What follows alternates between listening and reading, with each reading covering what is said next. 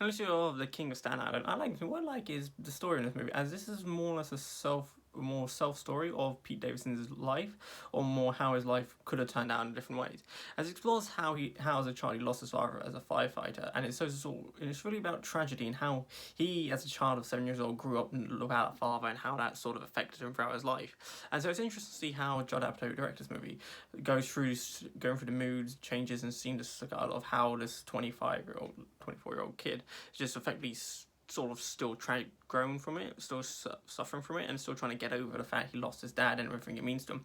And so it's an interesting story about exploring down of how you don't have a father figure, about the idea about being a firefighter, about the tragedy and the sort of the horror that comes about with being it, but also the beauty and about him growing up and effectively trying to learn to be someone better and trying to honour his dad's legacy and be a man about it. And it's really a beautiful story. It also knows where to find the humour in it, and it's just really a fun story to look at. And I highly recommend you do watch this. It's a really good Judd Apatow movie.